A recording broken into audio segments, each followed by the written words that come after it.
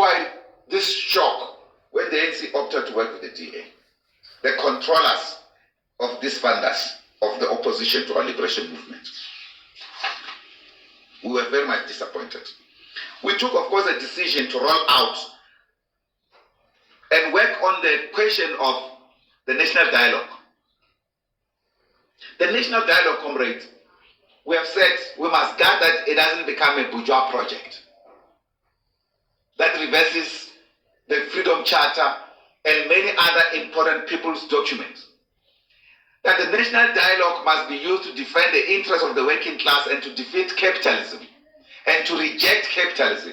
We must organize village by village, township by township, starting street by street, town by town, to defeat capitalism in this country, rejected by the ideas of the people, by showing the misery of our people as a consequence of capitalism. That's why we can accept this thing that the leadership of our movement, particularly the ANC, wants to almost take responsibility for things that they are not responsible for because they fear to discipline capital.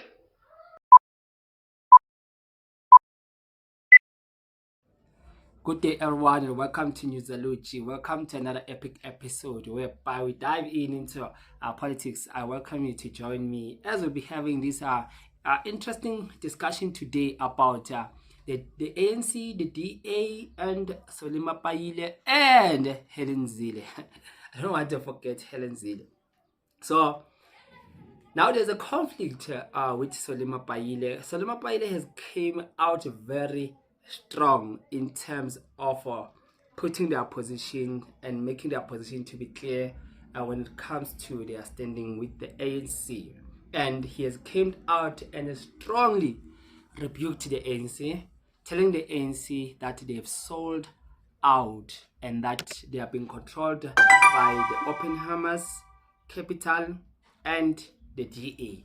And he has lashed out at the ANC to say that they have reversed all government businesses back to the hands of capital, and they said that they don't want to be part of that. So today I want us to discuss that into details about Mapaila's stands with the ANC, because what now we see coming from the SACP and their alliance with the ANC, they are fighting now. So their partnership is all about fighting. No matter how much President Ramaphosa tried to persuade the SACP, even attending their gatherings, to persuade them not to become another political party. But seems like they are continuing with that and are not showing any remorse or even turning back down.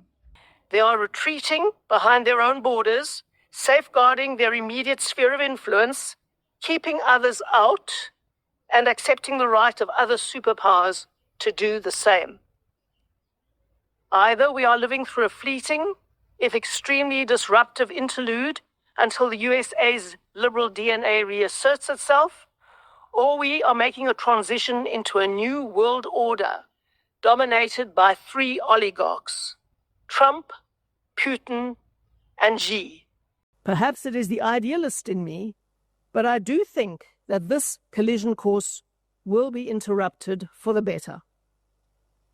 However, the very worst case scenario is now a possibility, and that fact alone should be enough for us to identify that threat, speak its name, and think about what is required to avoid it. This moment requires sane, rational dialogue and critical thinking. That is the only way we will avoid a global calamity. Meanwhile, China is happy to do what it has always done, sit on the sidelines and wait it out, as its economy grows in strength while its enemies finance their wars. If South Africa is to chart a course in these perilous waters, it is obvious that we cannot sit back and allow the ANC to drive our foreign policy in its own party interests. The stakes, simply put, are far too high.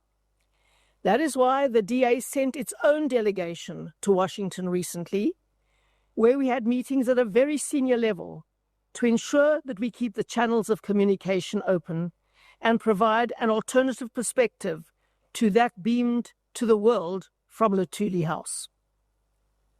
We have to, because the ANC is absolutely determined to keep us out of foreign policy, which we believe will have profoundly negative consequences for South Africa, as it already has.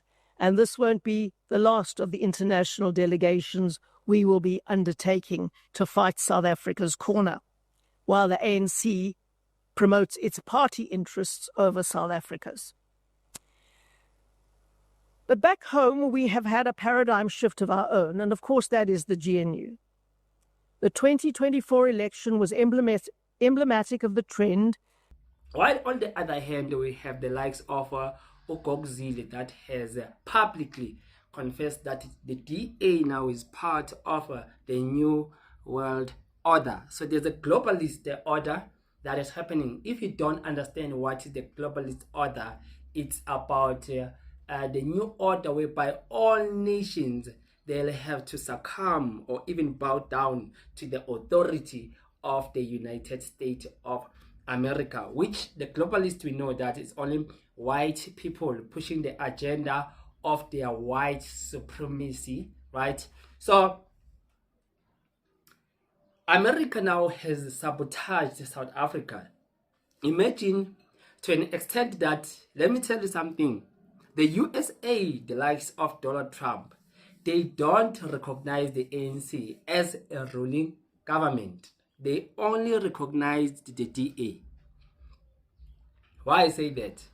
Because not long ago, they just chased out the ambassador of the ANC, right? The ambassador of South Africa, Abraham Rassos. They chased him out because the reason why they chased him out is because not long ago the DA was there without the ANC knowing, right? So who's Abraham Rassos? So Abraham Rassos is a South African politician and a diplomat who served as the South African ambassador to the United States from 2010 to 2015. So from 2010 to 2015, there were no problems.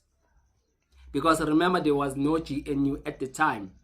And again in 2025, as a member of the National Assembly from 2009 to 2010, as the 5th Premier of the Western Cape from 2004 to 2008, he is a member of the African National Congress and has held a various leadership position in the party. So now I want to tell you the real reason why he was chased out. Then we'll go back to Mapaila. The real reason why America got rid of him is because of the DA's position. Why I say that? Let us look at this post. DA says the US trip had nothing to do with AfroForum or returning white vote. ENCA writes, DA returns home after US visit to destabilize strained relations. IOL reports, Ronald Lamola criticizes DA's quiet US visit, its impact on South African foreign policy. So now do you get the picture? So the DA went to the United States of America and they were not chased out. They were welcomed. And they were there, as the DA explains, to do some diplomatic talks with the USA. Now the big question is, who sent them? Because they went in quietly. Even our Minister of International Relations never knew, Ronald Lamola never knew about this trip that the DA took there to talk on behalf of South Africa. Who has appointed the DA to do diplomatic talks with other nations without the ruling official government concern? Now this is a big question. You know why this is a big question? Because it shows the power dynamics to say that they are in this government of national unity with the DA, this grand collusion with the DA. But now the DA is in the forefront, is the one that now is striking deal, is the one now is speaking with other countries. Now the ANC has been sidelined, right? So now when the likes of Abraham go there, right, to talk, because this is part of his job, to talk with the USA and to explain things, then they chase him out, and this means we don't want to hear anything from you because you represent the ANC, right? But when it comes to the DA, they accept the DA with some open arms because the DA now is there to represent them, is part of the globalist movement. So the DA is in charge, as I've said. The DA is in charge. It means the GNU has fallen, and President Cyril Ramaphosa is showing weakness because he is quiet in all these things that are happening. You may say how he's responded. He just told Trump to back off, to mind his own business. But the people that he needs to deal with is not Trump somewhere over the oceans. He needs to deal with the DA, but he can't deal with the DA because he knows the arrangement between the two. The only people there who are resisting the DA are the likes of Fikile Mbalula, the likes of Panyaza Lesufi. Those ones, they come out openly to resist the DA, including Mapaila as an alliance is resisting the DA. Then he comes and say he's wearing a t-shirt that says don't allow to kill Chrisani again.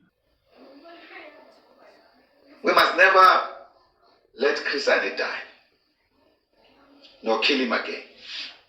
That's why this t-shirt. This t-shirt was made by the ANC, not by the Communist Party. This t-shirt was made by the ANC. You must see it, Project Pro. This t-shirt was made by the ANC